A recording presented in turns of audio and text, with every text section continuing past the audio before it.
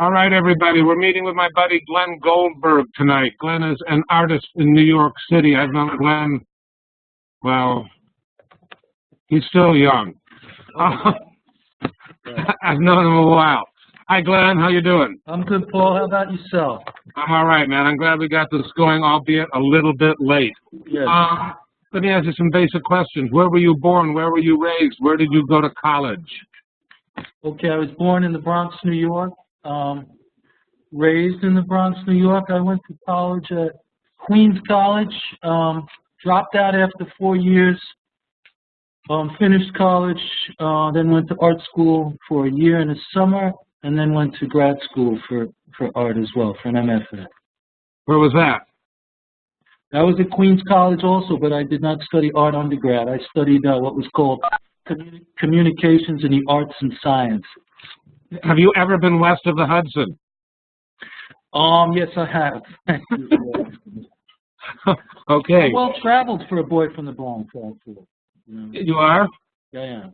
Yeah, you've been to Chicago once. I know that much. All right, cool. How old were you when you realized you were an artist or decided you wanted to be an artist? I would say mid-late 20s, maybe 25, 27, something around there.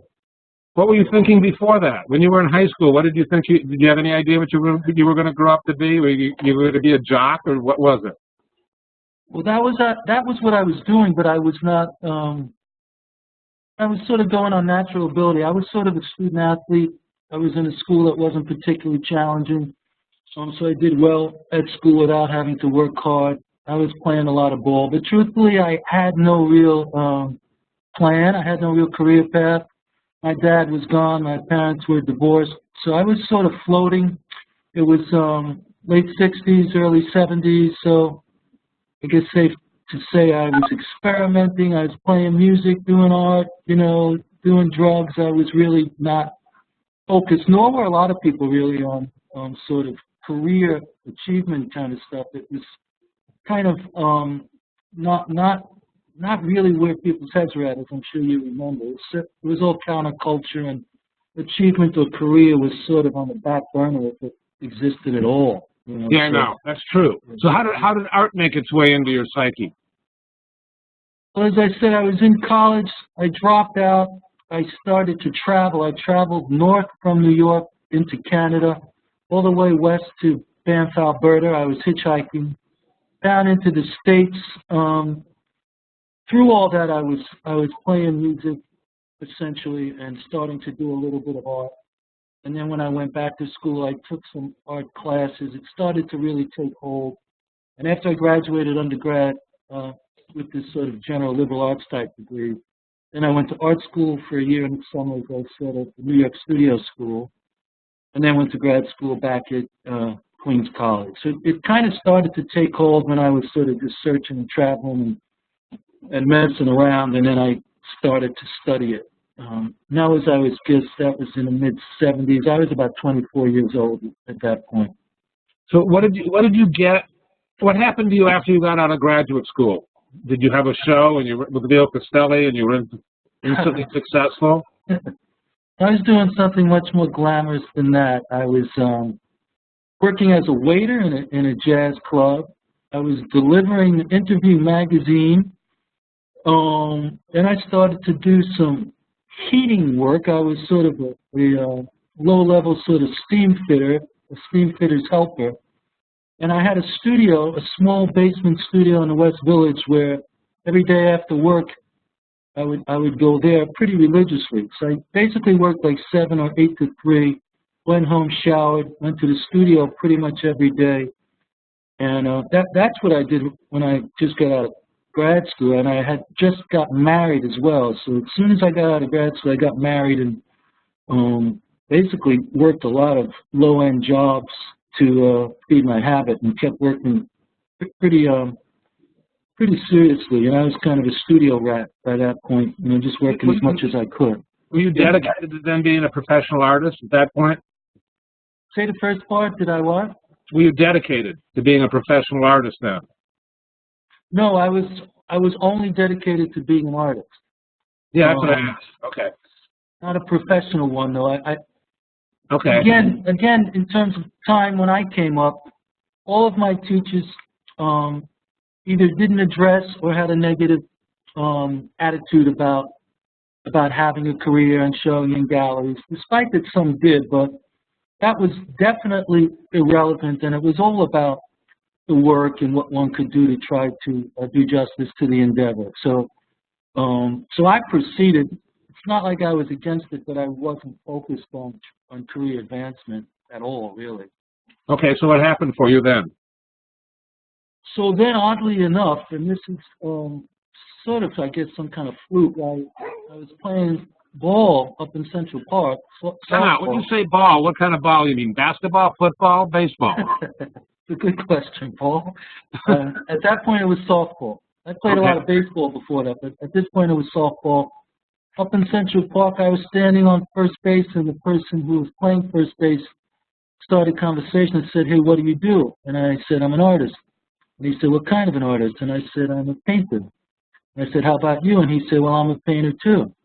We both probably thought in our head, yeah, maybe, you know, but however, he was, and he invited me to his studio, and he was kind of much further along than I was, and subsequently he sent somebody by my studio, and things sort of started that way, to be truthful. I dropped my slides off. In those days it was slides to a few places, but not with any kind of real effort or desire. So I sort of backdoored into showing and things through another artist, which I think still is the way that it happens for many people today. You know, they'll get a recommendation from an artist who's already out there and active, and that seems to have a whole lot of credibility. But anyway, that was my little story.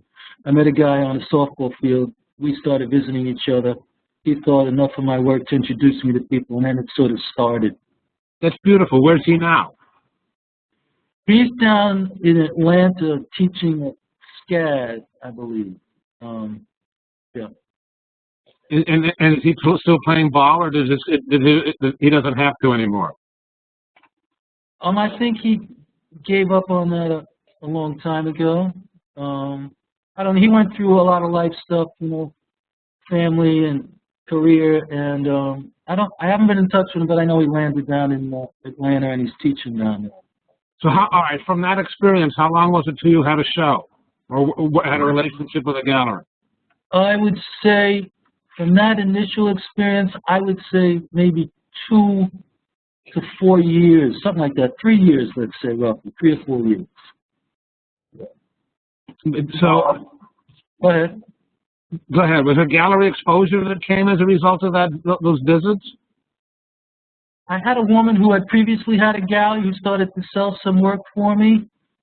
She introduced me actually to the folks from your town at Dart Gallery way back in the day, Rebecca Donaldson and Andre Stone. Right.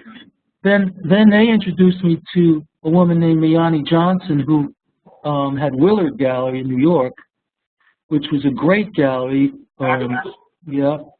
So what happened was they sort of orchestrated that rather than have my first show at Dart, that I would have my first show in New York, which I did, and then I had a show out with the women at Dart Gallery.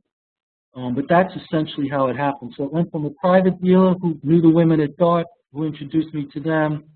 Then Dart introduced me to the dealer in New York. They orchestrated New York first, then Chicago, and then that's how I started to exhibit.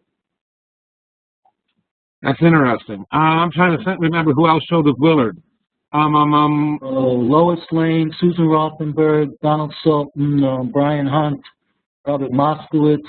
Long list of sort of new image painters essentially, and then a couple of sculptors and a handful of photographers here and there.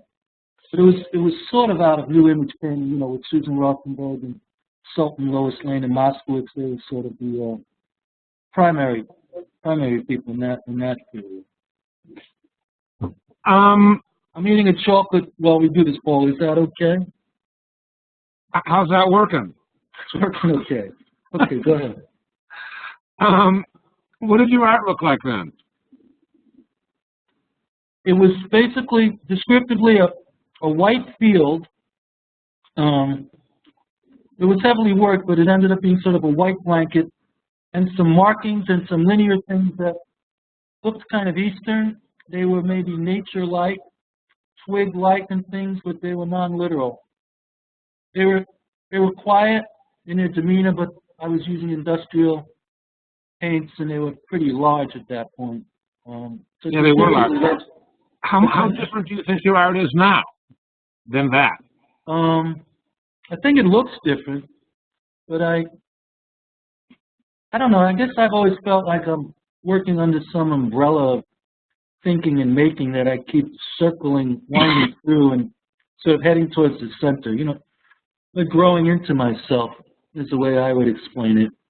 They look very different. I mean, stylistically, things have changed, you know, often enough over the years. But Could you describe what you think your work looks like now? Or I could, but you go ahead. Well, you didn't see the last ones, but I didn't see it when you were there. Say that again? I didn't see them when you were there. Oh, no, but I had a show since then in town here. Okay. But the description would be very different. Lots of marks, I guess signs, symbols, so there's iconography, more overt iconography that's referential. The ones you saw would be flowers, mandalas, things like that.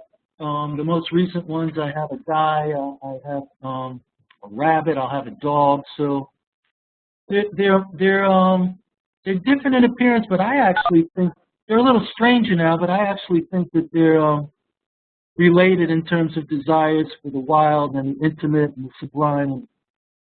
Oh boy, are we still here? Yeah, do you see your work? Oh, okay, you did a little trick there. Yes. Okay, there you go. That's right. So they're otherworldly, they're intimate. Some of them get kind of strange and mysterious. That one we're looking at now is, I don't know, quieter and more like paintings I have done in the past. But now characters have entered in, which are, for me, making it compelling in a new way. So there's a guy walking through the world in a lot of the paintings now, and that is kind of new and I don't know, curious to me, even though I'm making it. I'm in over my head, I guess I could say. It's pitch black on my screen, Paul. Should I be worried about that? Yeah, just freak out, man. I don't know. Hold on. Let me see if I can. What happened here? Hold on. So let's keep talking while we're doing this. Let me stop the sharing. There, do you see stuff now? No, mine's still black. Well, there it is.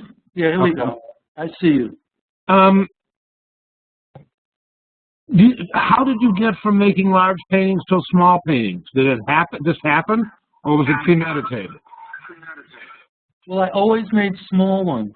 You know, even when I was making large ones, I'm always making small ones. Medium ones, I guess 6 feet, 3 to 6 feet, or 2 to 6 feet.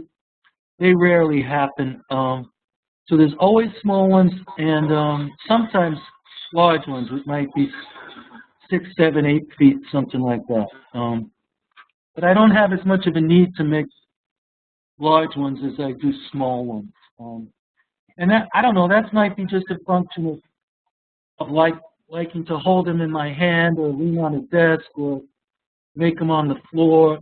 There's this handheld, intimate thing to me that has always been important. And when I've made larger paintings, I'm actually trying to make them intimate rather than charged with bravado or be muscular. So that whole quiet, low volume interest is pretty consistent. But no, it wasn't planned. I mean, the small ones always are going on. So. How many galleries have you shown in New York City? How many galleries have I shown in New York City? Yep.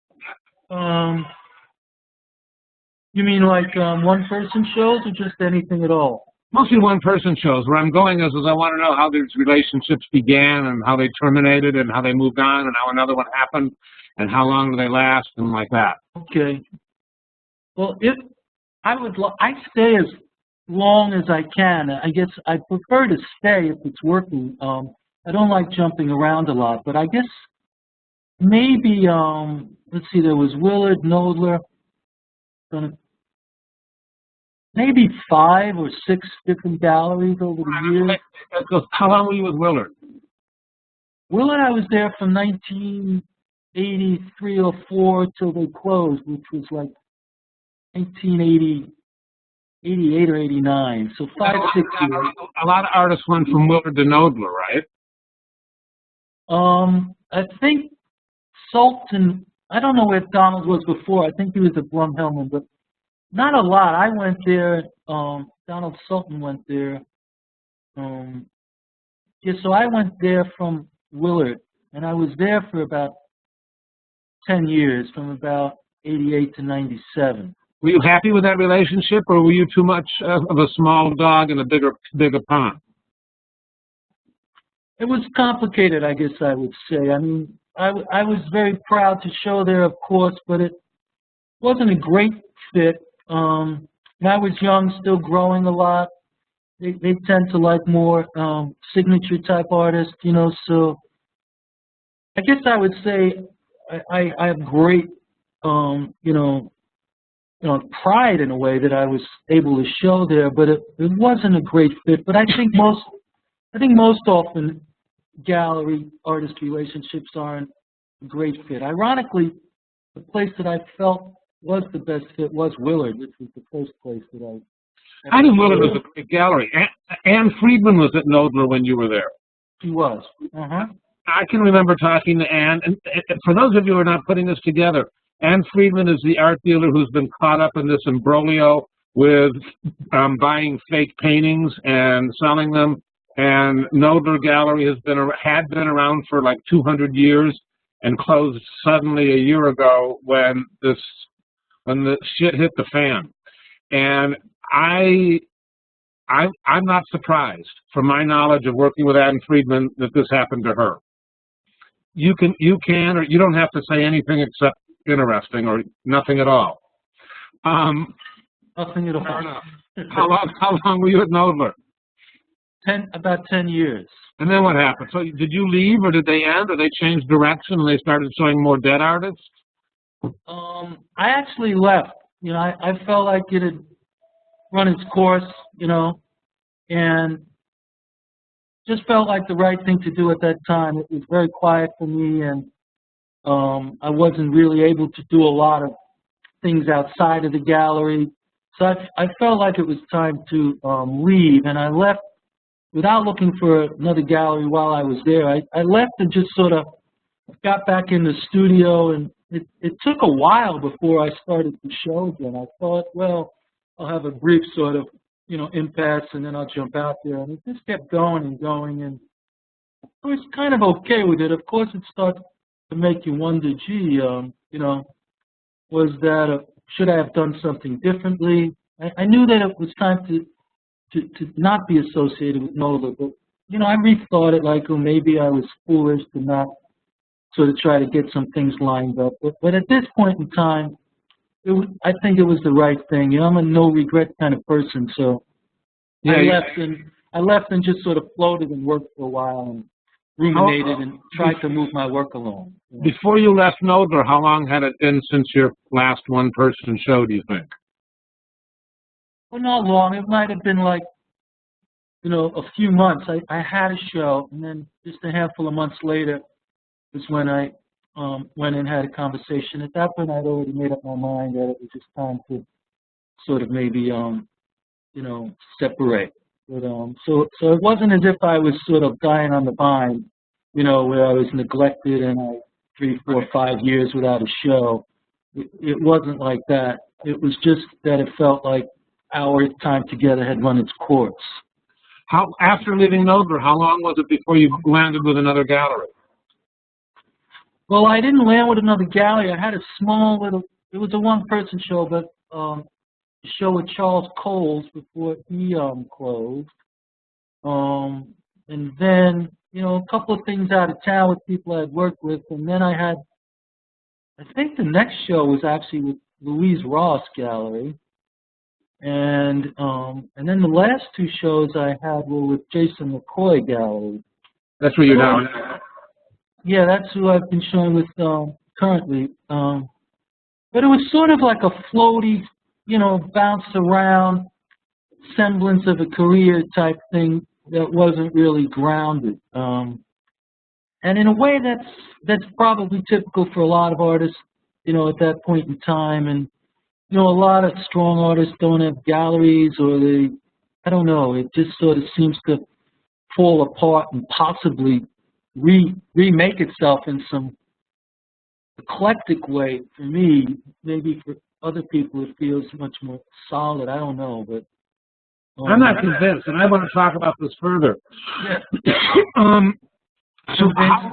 So you went from having one of the most respected galleries in the world, right, even though it wasn't a great fit, right, to having no gallery and not much activity for a fair period of time. Yeah, that's fair to say, yeah. What did that do to your head? What did it do to your art?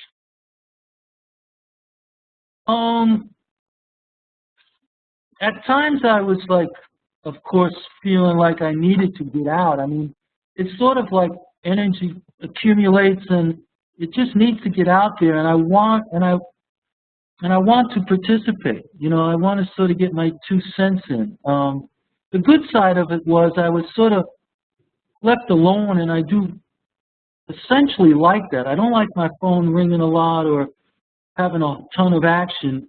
Even when, you know, I was more out there, it still wasn't sort of doing tons of shows all over the globe and things. It's always been a kind of private thing. So that part of it didn't bother me. But at times I was like, gee, you know, like, to see what happens. I don't, you know, and I didn't pursue a lot either. So I'm not someone who gets out there and tries to, you know, beat the drum. So I was sort of, in terms of careers, it's wallowing in a few other dealers like Hill Gallery in Birmingham, Michigan, and, you know, I would do things with them. That continued, but without a New York base for a New York artist, it definitely becomes a concern, you know. So I was concerned. I wasn't depressed or extremely down about it, but I was concerned. Like, I need to get out there and have a show in a respectable place. You know, I don't so much care about it being an up move, a lateral move, or down move. As long as there's a reason to show with someone, I've always sort of, you know, done that. You know, so, but yeah, I definitely had my moments of like, be nice to have a show. But fortunately, something usually came along to give me a taste, even if it wasn't ideal, and that's been fortunate. You know, like there was always something to do, whether it's a college show or a show out of New York. So I wasn't entirely, what would be the word, you know, in famine, you know, in a career of famine, but it was definitely quiet. You know. How did the relationship with Jason begin? Actually, the woman who's a director named Stephanie Buman, she saw the show that I had done at Louise Ross Gallery, and she writes a lot too, so she wrote about it, and then came by the studio and invited me to do something up there. So that was really her doing. I have her to thank for that. She sort of came, introduced herself after the review, saw the work, and then invited me to do a show and then to do another one. So that's how that happened. Are you teaching? Yeah, I've been teaching. I am teaching, like you know, quite frequently. You know, it's been a part of my life since the mid-'80s. How do you feel about it? About teaching? Yes, sir. Generally good. You know, I feel like I overteach, but I don't know. I'm good with it. I could certainly leave jobs. I've stayed with the jobs that I've gotten. Ironically, I avoided an academic. I'm black again. I hope that's okay. I'm at school. Yeah, we can still see you moving around. Here we are. I taught at Brandeis for 4 years, quite a while ago, but I sort of always was a hired gun adjunct and avoided, the tenure track position.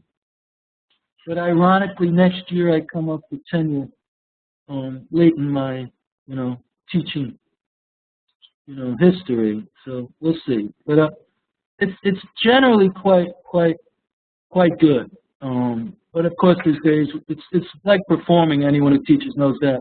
There's days that something's going on in my life. I don't want to go in, and I got to just sort of, go do it, and it works out fine. It's been a good part of my life. I overdo it though, to be truthful. So you're full time. You have benefits and all that. Yeah. I've got a full-time job. I teach a class at Cooper Union every semester. I've been teaching in the grad program and still do at Parsons, sort of half a day a week. But my main job is a CUNY job, CUNY at Queens College. That's my main full-time job now. How do you feel about being an artist who teaches? Is this a good thing? Is it good? For me, it is, yeah. It provided you income during those fallow periods? Oh, yeah. I mean, the selling of work has been up, down, and in the middle over the years. So there's years where there's no question I need my teaching jobs to make a living. But it's great to be around, and I'm simplifying because it's not always great, but in general it's great to be around students and colleagues,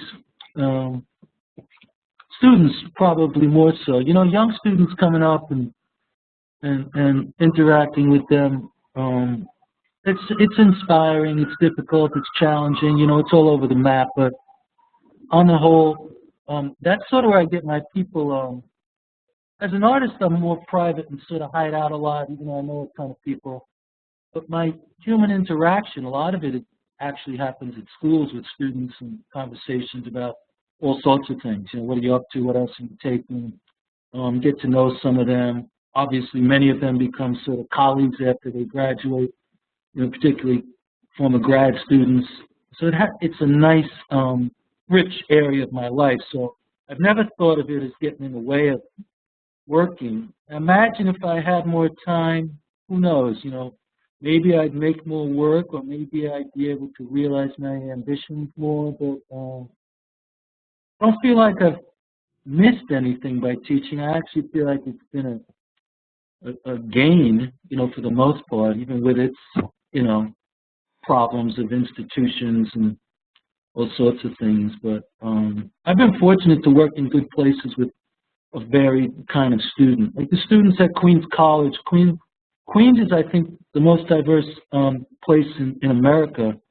So there's a lot of first-generation students who have no real history with art and no real history with the art world. So that's a pretty exciting demographic. And then at Cooper Union, we've got amazingly gifted and various forms of brilliance, so that's a whole different demographic. And then at Parsons, it's grad students, so it's kind of rich. It's challenging. I got to try to remember, what homework I gave at which school and stuff like that. But do you think it helps your art career? My art career? Yeah. For me, I think it's a piece of the puzzle. I think it adds credibility. It's hard to measure whether it's helped it or not. I would say that it probably doesn't help it directly, but it's a piece of the puzzle. Like if you teach, and particularly if you teach in certain institutions, I think it adds credibility to the whole picture. I think a lot of artists do teach and have taught, some never have. I don't think it's looked down upon. If you have a career, if you don't have a career, who knows? People who, for whatever reason, maybe they just have bad attitudes or something, they could go to that thing. Those who can't teach and all that nonsense. But as we all know, it's tough. It's a tough scene to be an artist and to get out there and sustain it. So I feel like it's an enriching enterprise, though, to be working with people and to be looking at work and thinking about it, you know. How much ambition do you have for your art? I mean, I know some artists whose goal is to be in every history book. I know other artists who want to be in museums. I know other artists who want to have 3 one-person shows a year. Where do you fall? Right. Wow, Paul, let's see. Give me a second here. Where do I fall? I have ambition. I mean, it's a bit complicated for me. I do have a lot of what I wanted. You know, I have a history that I'm proud of, you know, although it's flawed, of course, like all of them. I don't feel like I need to get written into the history books in any way of any significance. That somehow doesn't seem important to me. I do feel like I'm somewhat known, you know, in terms of people came up around my time, or there's some energy around the work again. That's satisfying. I do want that. It's fulfilling. But in terms of getting out there and getting on the internet or getting on the phone and remembering names and trying to figure out how to get from point A to point F, you know, by stringing along relationships that I hope are going to lead me there. That's not really my way. You know, I guess in a certain way I don't have a huge amount of career ambition, but yet I have a career and I would like it to expand. So that might sound contradictory, but I guess we could measure it by actions, and I don't spend a lot of time trying to advance my career. You know, I have little spurts here and there, but it's not. In terms of professional ambition, either I guess I've been fortunate, so I don't feel like I have a well that I need to fill. You know, I'd like more, but I'm not driven by that. I'm really excited about making work. I'm very old-fashioned. You know, I love making the work. I like it to be relatively unencumbered. I don't like a lot of people coming through my studio, you know, so that, I guess, limits, doesn't destroy, but it limits, you know, expansive, you know, possibility, you know. I think that's really interesting. I think that a lot of artists today are much more concerned about results than the experience, the art-making process, the experience of it.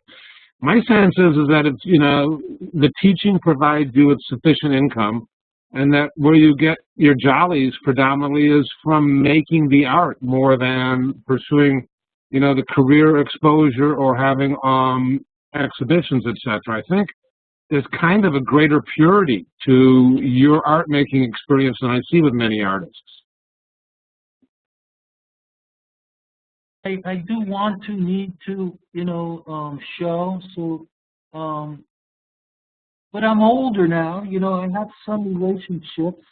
I'm sort of old enough that some of the younger people, you know, or students, you know, we have sort of relationships, so it's sort of circling around, you know, it's always changing, you know. And I did come up at a time where I think it was before the 80s, you know. I mean, the 80s, I started to show in the 80s. That was brand new, but my education and my values were formed before all that. So it's sort of some hybrid where I certainly want to participate. I certainly need, just like most of us, you know, rewards.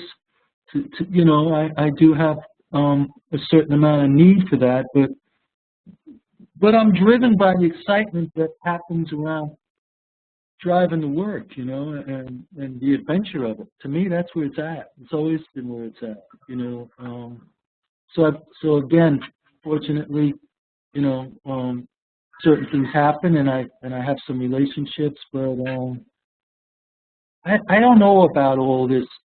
I know it's a controversial thing, but I don't know about all these, you know, ways that people feel like, and you're involved in it to a point, you know. I mean, I'm supposed to be answering questions, but I think there's certain intangibles that really make things happen, and no matter how studious and earnest people are about doing everything that helps a career, it just may not work, you know? I mean, sometimes it works by really getting after it and people thinking like that you're an extremely involved artist and you have courage and you have intellect and talent, and someone might say, hey, you need to go see Mary's work, you know, she's amazing and things. So I kind of go on that more than feeling like I've got to make the art, teach, you know, have a family, and also get on, you know, be my own secretary, or, you know, have very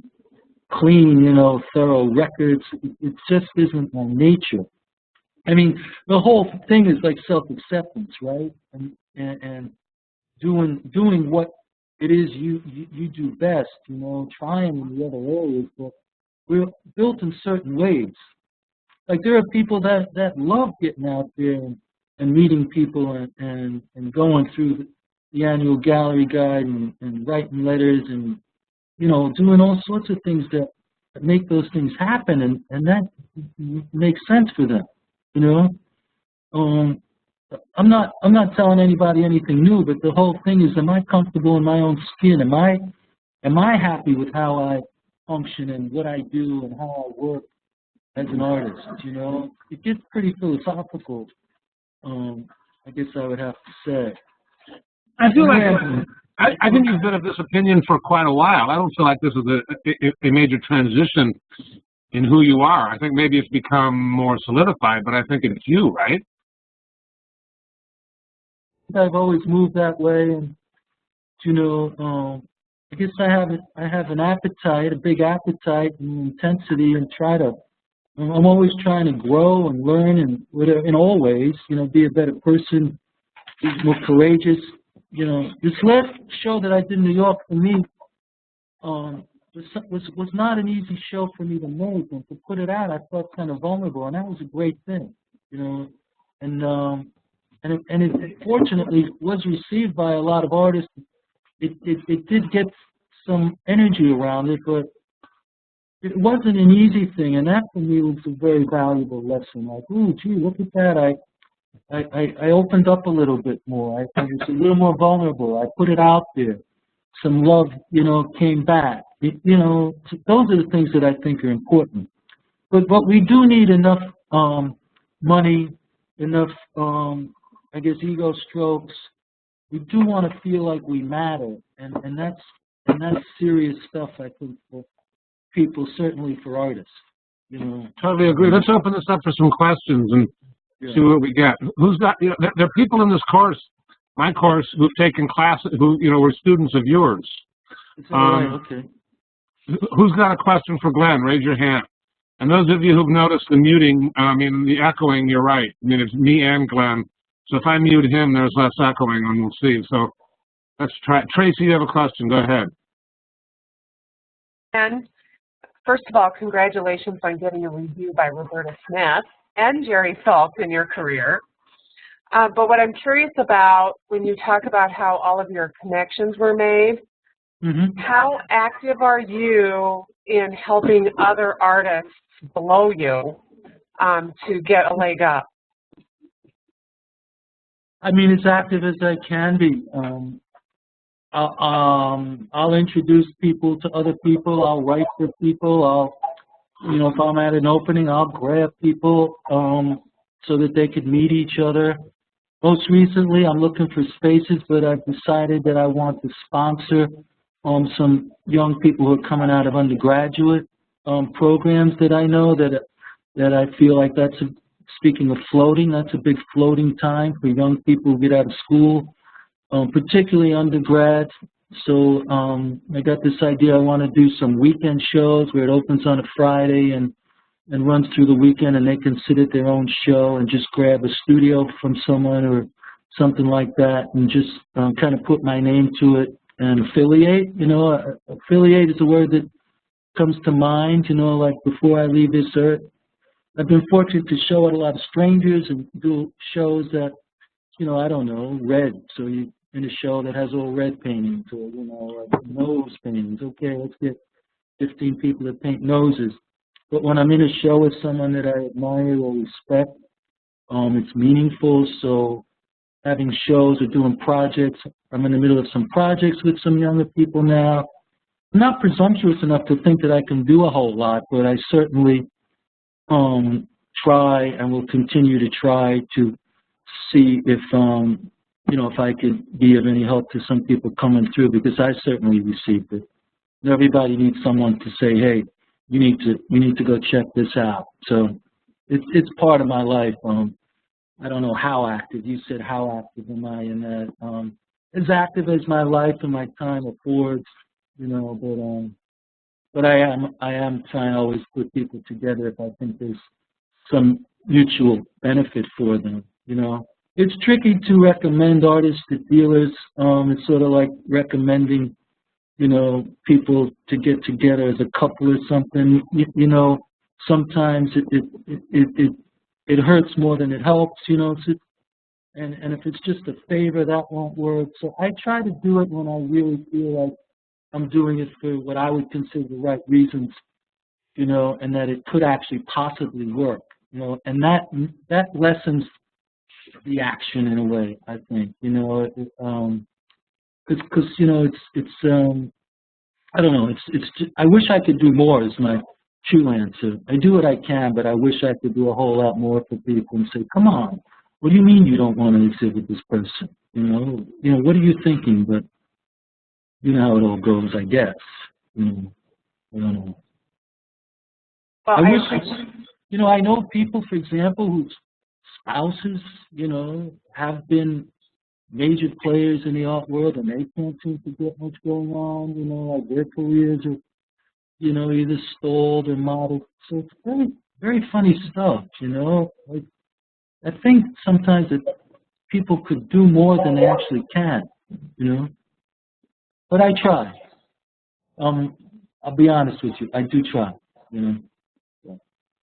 Yeah. So I fully appreciate that, and I think as artists, we're never taught that we can help those get a leg up, Yeah. and we often don't think we're anywhere yet to help them up to. So it's realizing that you're somewhere that everybody else wants to be, and that you can help other people get up a notch. So it's appreciated. Yeah, and it's important to try to give. You know, most of us live a life of thinking that we don't have enough, you know. I do feel like I have enough. I do feel like I've been given plenty. So my mindset is to help if and when I can, you know. Like I like to give scholarships for students, you know, if I can, so that they can go to summer programs and meet artists that are from the other end of the country, so maybe they can facilitate relationships. Sounds like a small thing, but it's not. You know, some people at Queens College, for example, who don't even know about these programs, I'm able to help them get out and you know, broaden their horizons and hopefully have relationships that can ultimately turn into more possibilities. You know. Thank you. That's really cool. You don't strike me as someone, Glenn, who has a whole lot of doubt. You seem pretty comfortable, confident in your own skin, but you're still, you know, you're humble also. It's sort of like, I guess I would say that you're solid. You comfortable with that? I mean, solid enough, you know. I mean, I guess, you know, internally it's a struggle every day. I mean, I've got my demons, you know, but yeah, I feel okay about my relationship with myself, but as all of us, you know, I've had to work on it. You know, I've had to sort of, you know, I started to develop some basic principles, like if I keep doing this and it always makes me feel bad, maybe stop doing it. Even things like going to openings or shows. Again, that's some people have a huge appetite for it. I don't like those kinds of environments generally, so I'll do it. I'll try to show up. But if the day comes, which happens most often, and I'm like, oh dear, I don't know if I want to go, I'll listen to myself. I just won't go. Most of the people understand that I'm on their side, and you know, I don't know. But thanks for saying that, Paul. I mean, well, I want to take it a step further. I mean, one of the things that we stress in this course is that people make distinctive art, that they look into their soul. I like that you talked about vulnerability. The Right. people willing to be vulnerable, that they look inside and they expose themselves. They show who they are, Right. but that they try to be distinctive. And I think in New York, it's really easy to try and be part of the crowd. You know, to be part of a movement, or, well, Jesus, Billy Bob is doing this and it's working well for him, so I should do the same thing just upside down. Mm-hmm. And yet, I think you've always, pursued your own beat, your own rhythm, and you followed your own vision. Is there doubt in that, or you're comfortable with it, or both? I mean, there's doubt. There's definitely doubt in it. I mean, I'm trying to always move it along and not be safe. I mean, I'm curious. And there is this basic thing where, well, let me say this.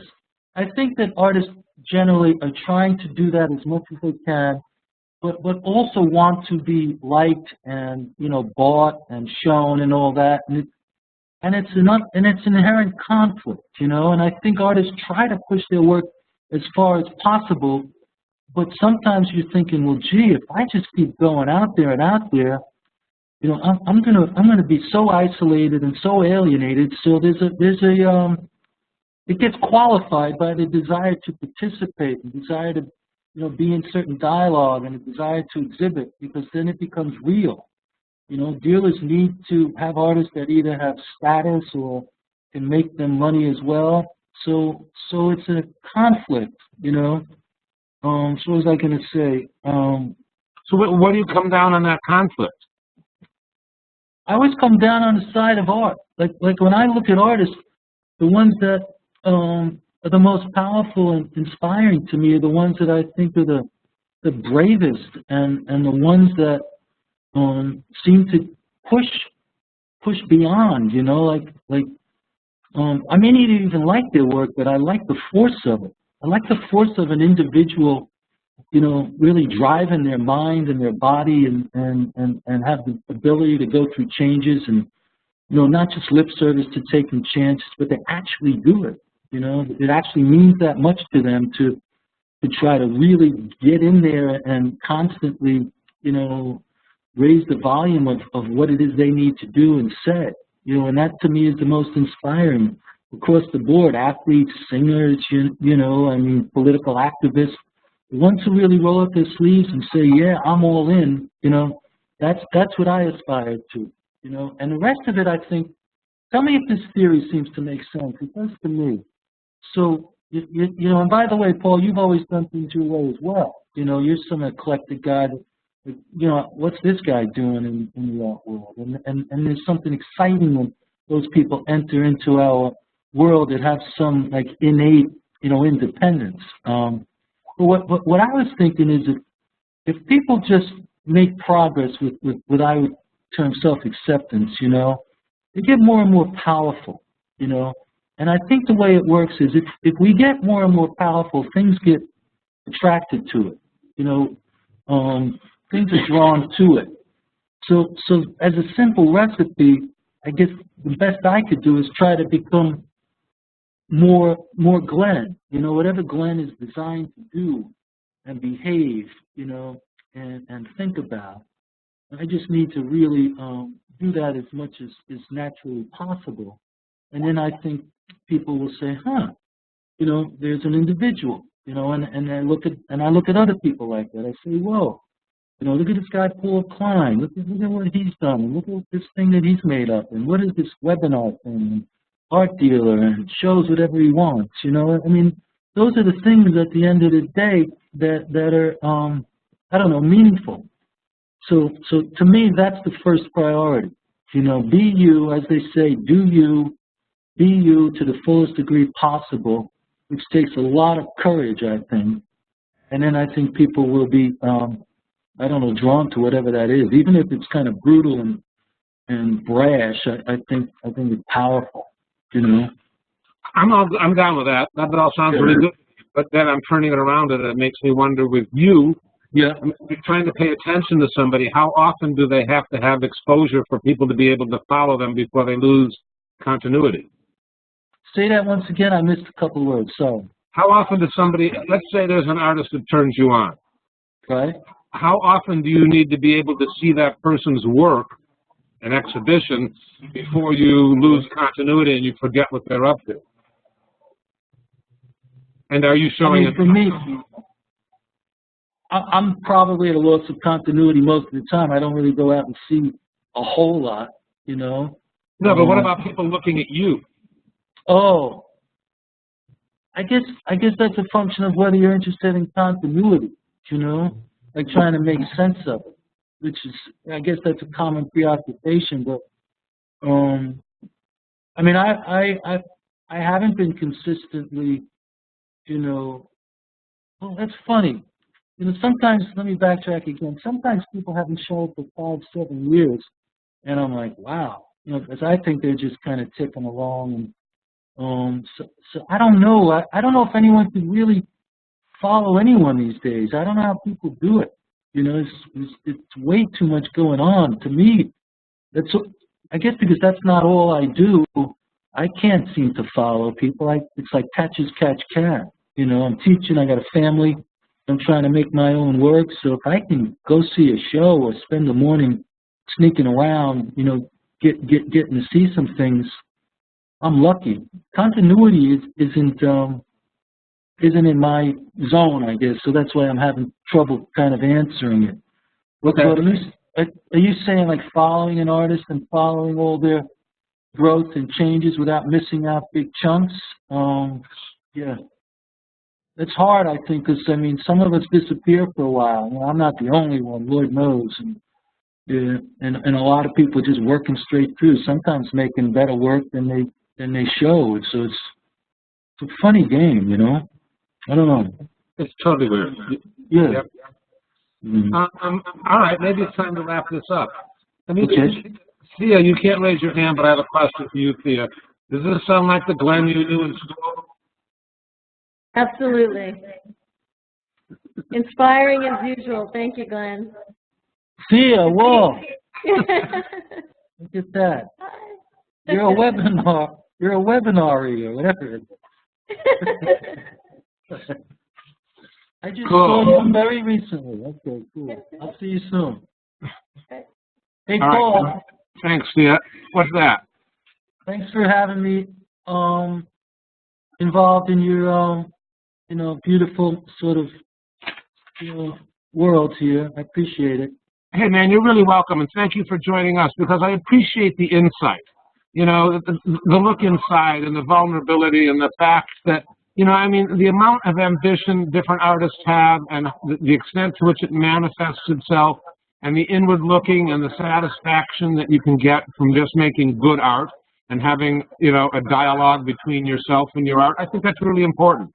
You know, and this course is about illustrating that there are lots of art villages, right, and that there's not one monolithic art world, and that there's lots of ways to go to navigate those art villages. Yep. And, you know, yours is a way and somebody else's is another way. No question. And, you know, I mean, I'm teaching here, but my role isn't to tell these people how to live their life.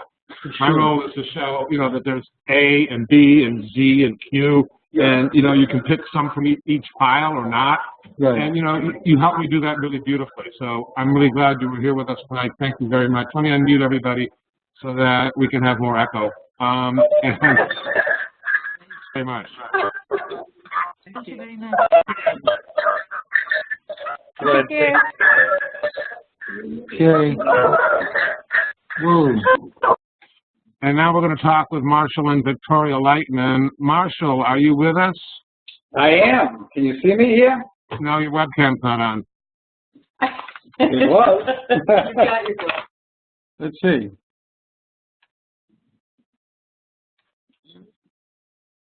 Now it's worse. Wait a minute.